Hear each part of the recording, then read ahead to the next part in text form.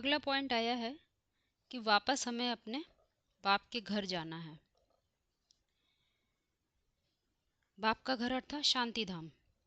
शांति धाम जाना है तो शांति धाम में आत्मिक स्थिति से ही जाते हैं, दैहिक स्थिति से नहीं जाते हैं। इसीलिए कौन सा पुरुषार्थ चाहिए? तो पुरुषार्थ का नाम बताया है, एड़ी से चोटी का पुरुषार्थ है वो। एड़ी से चोटी का पुरुषार्थ। एड़ी में भी खून नहीं होता, बहता नहीं है खून, और चोटी में भी खून नहीं बहता। वास्तव में जो खून है वो है संकल्पों का खून। तो ये दोनों ही स्थिति में मनुष्य आत्मा का संकल्पों रूपी जो खून होता है उसका कोई बहाव नहीं होता, कोई बहाव नहीं होता है, जैसे ठहर जाता है। शरीर से जब हम चलते हैं तो शरीर का सारा ही भार एड़ी पर पड़ता है। शरीर का भार पड़ता है तो शरीर पर जो स्थिति है, जो शरीर की एड़ियों की जो स्थिति दिखाई गई है वो कैसी स्थिति है? उनमें आत्मिक परिभाषाएं नाम मात्र की नहीं होती। आत्मिक परिभाषाओं का जैसे कोई संकल्पों का खून दौड़ता ही नहीं। इसी तरह से चोटी को भी ले लें, चोटी में भी संकल्पों का खून का बहाव नहीं होता। तो कौन से संकल्पों का बहाव नहीं होता? वो है दैहिक परिभाषाओं के खून का बहाव। कोई भी दैहिक परिभाषाएं चलेंगी ही नहीं। तो ये दो प्रकार की स्थिति हैं। एड़ी से चोटी का पुरुषार्थ है। एड़ी ऐसी अवस्था है, ऐसी स्टेट ऑफ माइंड है जहां पर दैहिक परिभाषाएं कार्य करती हैं, आत्मिक परिभाषाओं का नामो निशान नहीं होता। और चोटी में कैसी परिभाषाएं होती है, वहां पर कैसी स्टेट ऑफ माइंड होती है, जहां पर दैहिक परिभाषाओं का नामो निशान नहीं होता है। वहां पर मात्र आत्मिक परिभाषा ही कार्य करती हैं। तो ये दोनों स्टेज ऑफ माइंड है जो हमें समझनी है। पुरुषार्थ ऐसा ही करना है, नीचे से ऊपर का। इसीलिए कह भी दिया, शरीर पर तो कोई भरोसा नहीं है। शरीर की परिभाषाओं के आधार पर कार्य करेंगे तो एक ना एक दिन भरोसा टूट ही जाएगा। क्योंकि सारा ही विषय अध्यात्म का, सारा ही विषय किसका होता है? आत्मिक परिभाषाओं का होता है। आत्मिक परिभाषाओं के आधार पर जिएंगे तो शांति बढ़ेगी, हम मुक्त अनुभव करेंगे। दैहिक परिभाषाओं में बहुत बंधन होते हैं। इसीलिए शांति का वर्षा जो है, शांति का जो वर्षा है उसको क्या परिभाषा दी गई है? मुक्ति का वर्षा।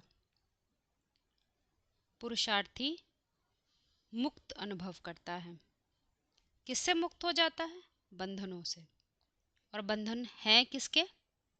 देह और देश की जो परिभाषाएं हमारी स्मृति में बैठी हैं उनका बंधन है। क्योंकि ड्रामा तो चलता ही रहेगा, ड्रामा है। अब ड्रामे के बीच से हम कोई सीन को तो बदल नहीं सकते कि हाँ भाई ये सीन काट के बदल दें, क्योंकि जो कुछ भी रिकॉर्डिंग हो जाती है वो तो चलती रहती है। सिर्फ हम ड्रामे से, अपनी बौद्धिक क्षमता से, अपनी स्मृति से बाहर आ सकते हैं, तो शांत अनुभव कर सकते हैं। ड्रामा के कोई सीन में बदलाव नहीं होता। अक्सर पुरुषार्थी ड्रामा के सीन को बदलने लग जाते हैं, तो यह विपरीत सोच है। सोचने की बात है, जब रिहर्सल हो रही होती है तब तो हम कोई भी बदलाव कर सकते हैं, बहुत कुछ बदल सकते हैं शूटिंग में। परंतु एक बार जो चीज़ शूट हो जाती है, फिर ड्रामा चलने लग जाता है, कोई मूवी तैयार हो जाती है, बन जाती है। अब हम उससे बीच में, चलते हुई मूवी के बीच में चाहें कि कोई हम सीन हटा ले तो यह तार्किक रूप से संभव नहीं है। मुक्त तो होना ही है, क्योंकि यहाँ पर हम अभी कांटों के बीच में रहते हैं। जो कोई भी हमारे दुनिया में, संसार में पाठधारी होते हैं, परिस्थितियाँ होती हैं, वो सब हमें किसी न किसी रूप में दुख अवश्य देती हैं, क्योंकि हिसाब किताब चलता रहता है और हम अक्सर उन्हीं कांटों को हटाने का प्रयास करते हैं तो अशांत होते रहते हैं। क्योंकि देह का कोई भी धर्म नहीं है शांत होना, शांति आत्मा का स्वधर्म है। देह की परिभाषाओं के आधार पर हम कोई भी बदलाव करना चाहेंगे तो बदलाव नहीं कर सकेंगे। सारा बदलाव आत्मा का है। हम कभी कभी बहुत प्रयास करते हैं कि दैहिक जो हमारे संबंधी हैं वो बदल जाएं, वो आध्यात्मिक दृष्टिकोण से समझने लग जाएं, परंतु ये संभव नहीं है ना। आपने आध्यात्म का ज्ञान लिया और परिभाषाएं दैहिक बना ली, तो कैसे यह कार्य कर पाएंगे? नहीं कर सकते हैं, क्योंकि परिभाषाएं कैसी चाहिए? आत्मिक परिभाषाएं चाहिए। देह की परिभाषा नहीं लगा जा सकती हैं, तो फिर हमारा प्रयास भी असफल हो जाता है और हम शांति में टिक नहीं पाते, अशांत होते रहते हैं, खुद भी और औरों को भी करते रहते हैं। फिर अगला पॉइंट है कि नई दुनिया में एक धर्म होता है, दूसरा कोई धर्म नहीं होता है। एक धर्म होने का जो अर्थ है वो बताया जाता है कि वह है विश्व में शांति। एक धर्म होने को ही विश्व में शांति कहा जाता है। ये बहुत मुख्य बिंदु है समझने का।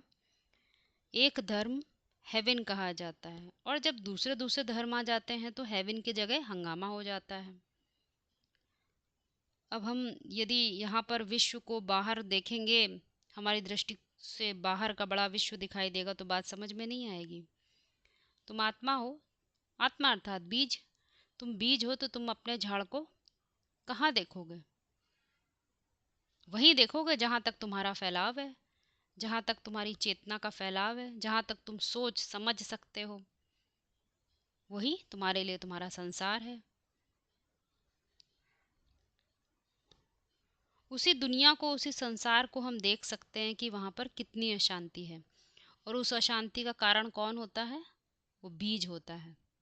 तो जो बीज है, बीज रूप आत्मा होती है, वह यह रियलाइज करती है कि, समझती है कि देह भान के कारण, दैहिक परिभाषाओं के कारण यह अशांति व्याप्त हो गई है। अब यदि मैं खुद ही आत्मिक परिभाषाओं में जीने लगूं तो पहले पहले तो यह जो संसार का विस्तार है इससे मैं बाहर आ जाऊंगा, इसको देखने वाला बन जाऊंगा, तो मैं देख भी पाऊंगा कि कहाँ पर अशांति के कारण हैं। और जब हम देखना सीख जाते हैं तो हम उस विस्तृत, उससे वो जो विस्तार रूप संसार है उससे डिटैच हो जाते हैं, उससे मुक्त हो जाते हैं, और तभी हम कहते हैं कि हम एक धर्म की स्थापना कर सकते हैं। अनेक धर्म ने नहीं, एक धर्म अर्थात सत्य सनातन धर्म। वह सत्य जो सृष्टि पर सदा रहता है, आज है कल रही नहीं रहेगा, आज है कल बदल जाएगा, ऐसा ऐसा सत्य नहीं। तो वह एक धर्म होने के कारण कितनी शांति रहती है। अभी ये बात केवल हम बच्चे समझ सकते हैं, पुरुषार्थी ही समझ सकते हैं। आगे ये भी बताया जाता है कि आत्मा अविनाशी है तो उसका स्वधर्म शांत है, शरीर तो विनाशी है। यहाँ पर शरीर और आत्मा की बात को क्या कहा जाएगा? शरीर अर्थात शारीरिक परिभाषाएं, दैहिक परिभाषाएं। दैहिक परिभाषाएं होती हैं वो बदल जाती हैं, वो विनाश हो जाती हैं। तुम्हारी स्मृति में जो कुछ भी दैहिक परिभाषाएं हैं अपने बारे में, अपने संबंधों के बारे में, अपने पदार्थ के बारे में, वह सब मिट जाएंगी, बदल जाएंगी। तो उनका तुम सहारा मत लो। जब तक तुम उनका सहारा लोगे तो तुमने विनाशी धर्म का पालन किया है, स्वधर्म का पालन नहीं किया। वो तो विनाशी धर्म है, तो वो विनाश हो जाएगा। एक समय के बाद तुम्हारा जितना भी तुमने जिस धर्म का सहारा लिया है वह सब विनाश हो जाएगा। आत्मा अविनाशी है, तो सत्य का तुम्हें, इसीलिए कहा जाता है कि सभी अशांति में हैं, क्योंकि वह शांति की ठीक परिभाषा को नहीं जानते हैं। क्योंकि वह परधर्म में रहते हैं, स्वधर्म में नहीं रहते हैं। इसीलिए अगला पॉइंट आया है कि इस ड्रामे को अच्छी तरह से ध्यान में रखेंगे तो तुम्हें यह पता रहेगा कि हमको दो वरदान मिलते हैं, एक सुख का वरदान है और एक शांति का वरदान है। वर मतलब ही श्रेष्ठ, कोई छोटी मोटी बात नहीं है, सबसे श्रेष्ठ है ये। फिर अगला पॉइंट आता है कि पक्षपाती नहीं है बाप, एक के ऊपर कृपा कर देवें और एक दूसरे के ऊपर कृपा ना करें तो यह तो पार्शियलिटी हो जाएगी। इसीलिए महावाक्य कहते हैं कि तुम्हें रास्ता बताया जाता है, अब जो उस रास्ते पर चलेंगे सो प्राप्ति करेंगे। तो वह रास्ता कौन सा है, तो हम याद करेंगे तो हमें समझ आएगा। सबसे जो मुख्य रास्ता है उसका नाम है त्रिमूर्ति रास्ता। तीन मूर्तियों का जो तथ्य है, उनके जो कंसेप्ट है, उनको यदि हम समझ लेते हैं तो हम उस रास्ते पर चल सकते हैं और जो यथार्थ प्राप्ति है सुख का और शांति का वो हम ले सकते हैं। अगला पॉइंट है कि हमें हद के घर में नहीं जाना है, हमें बेहद के घर में पहुंचना है। तो बेहद के घर का जो रास्ता होगा वो भी कैसा होगा, बेहद का होगा। परंतु कारण क्या है जो हम बेहद के रास्ते को पकड़ नहीं पाते हैं, तो समझाया गया है मुरली में कि अभी सभी आत्माओं के पंख टूटे हुए हैं, मैं आकर के ज्ञान योग के पंख तुमको देता हूँ, जिन पंखों से उड़ करके तुम ऊंची स्टेज में जाएंगे और पतित से पावन बन जाएंगे। अर्थात ये बात समझ में आती है कि पतित से पावन बनने के लिए हमें ज्ञान योग के पंखों की आवश्यकता है, जो आत्मा के पंख हैं। आत्मा का अर्थात अर्थ होता है मन बुद्धि की हमारी जो शक्ति है, उस शक्ति कार्य नहीं कर रही है, इसीलिए कह दिया उसके जो पंख हैं टूटे हुए हैं। हमारी मन बुद्धि ऊंची स्थिति में कैसे जाएगी, तो उसके लिए ज्ञान चाहिए और योग चाहिए। परंतु ज्ञान भी कैसा चाहिए, बेहद का ज्ञान चाहिए। तो वो ज्ञान बता दिया गया, त्रिमूर्ति का जो शिव त्रिमूर्ति का जो ज्ञान है वो है मुख्य। यदि त्रिमूर्ति का परिचय नहीं है, त्रिमूर्ति का ज्ञान नहीं है, तो फिर बाकी ज्ञान कितना भी समझाया जाए तो समझ में नहीं आ सकता। क्यों ऐसा कहा जाता है, क्योंकि त्रिमूर्ति का जो ज्ञान है वो कंसेप्ट की बात है, मूल अवधारणा की बात है। मूल बात नहीं पकड़ेंगे तो कितनी भी व्याख्या कोई करता रहे, बड़े बड़े लेक्चर देता रहे, परंतु बात समझ में आएगी नहीं। और ज्ञान के साथ योग भी होना चाहिए। तुम्हारी बुद्धि का जो योग है वो सत्य के साथ होना चाहिए, असत्य के साथ नहीं। एक बार तुमने जो सत्य है वह जान लिया, उसमें उसका तुम्हारा बुद्धि का योग जुटा रहना चाहिए। तो ये दोनों मिलकर तुम्हारी मन बुद्धि की स्थिति को ऊंचा उड़ा ले जाएंगे, क्योंकि ये पंख देते हैं हमें। मुरलियों में जो जो कुछ भी बातें ऐसा लगता है कभी कभी कि आ, ऐसे ही सिर्फ हमारा मनोबल उठाने के लिए बोली जा रही हैं, परंतु नहीं, वो सब तार्किक होती हैं। उनके पीछे कोई ना कोई रहस्य छिपा होता है, कोई ना कोई इशारा है हमारी स्थिति ऊंचा करने के लिए। तो पंखों से ऊंचा उड़ते हैं तो ऊंची स्टेज में जाएंगे। ऊंची स्टेज मतलब ऊर्ध्वमुखी अवस्था और नीची स्टेज मतलब अधोमुखी अवस्था। और कहा गया कि ऊंची स्टेज में जाएंगे तो फिर क्या बता दिया गया कि पतित से पावन बन जाएंगे। तो थोड़ा समझेंगे कि पतित क्या बनती है और पावन क्या बनती है। तो बताया हमारी जो इंद्रिय है, मन रूपी इंद्रिय है, उससे ही जगत पैदा होता है, अर्थात कामना ही जगत का कारण होता है। यदि कामना पैदा करने वाली जो इंद्रिय है अर्थात मन है, वह नीचे जाने से रुक जाए, वह पतित होने से रुक जाए, तो क्या कहेंगे उसको, वह 11वीं इंद्रिय की तरह कार्य करेगी। जो 11वीं इंद्रिय शिव के मंदिर में पूजी जाती है। ड्रामा में जब हम रोल प्ले करते हैं तो क्या होता है कि हमारी जो बुद्धि है उसको बहुत सारे अन्य अन्य प्रकार की दैहिक धारणाओं का संकर रंग लगता है। और जब ऐसा संकर रंग लगता है तो बुद्धि की जो स्थिति होती है वो नीची हो जाती है, धीरे धीरे नीचे आने लग जाती है। तो स्थिति नीचे गिरती है तो मन भी एकाग्रता उसकी टूटती है और मन भी चलायमानी उसकी बढ़ती रहती है। तो जो 11वीं इंद्रिय है, जिसको शिवलिंग के रूप में दिखाया गया है, उसका भी रूप रंग बदल जाता है, जिसको अनेकों मुरलियों में इशारा देते हुए समझाया गया है कि पहले स्वर्ण का बनाते थे, फिर चांदी का लिंग बनाने लगे, उसकी पूजा करते थे, फिर कॉपर का बनाया और फिर आज पत्थर का भी बनाने लग गए। अर्थात हमें वैसी वापस अपनी स्थिति में पहुंचना है जहां पर हमारी बुद्धि सत्य को रिसीव करने वाली बन जाए, बुद्धि क्षरित ना हो, उसकी स्थिति ऊंची से ऊंची हो। तो ऐसी ऊंची स्थिति में पहुंचेंगे तो क्या कहेंगे? पतित से पावन बनते हैं। क्योंकि पावन बने बगैर तो हम वापस जा नहीं सकते, अर्थात अपनी शांति की मूल अवस्था में नहीं पहुंच सकते हैं। और उस शांति की अवस्था में वापस जाने के लिए हमें किसका सहायता लेनी पड़ेगी? किसके बिना हम नहीं पतित से पावन बन सकते? तो कहा जाता है वह शिव बाप है, अर्थात वह परम सत्य है, जो सारे ही संसार के प्राणियों का होने का कारण है, बीज है। वह शिव है, परम सत्य है।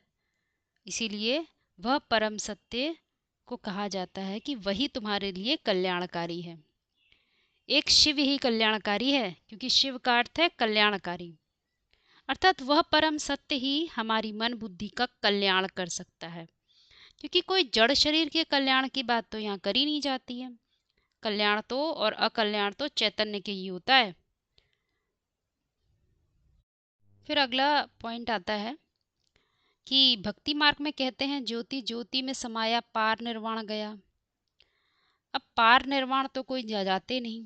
यदि पार निर्वाण चले जाएं, निर्वाण धाम वापस चले जाएं, तो दुनिया की आबादी तो कम हो जानी चाहिए, परंतु यह तो बढ़ती जा रही है। तो पार निर्वाण चले जाते तो क्या हो जाता? दुनिया की आबादी कम हो जानी चाहिए।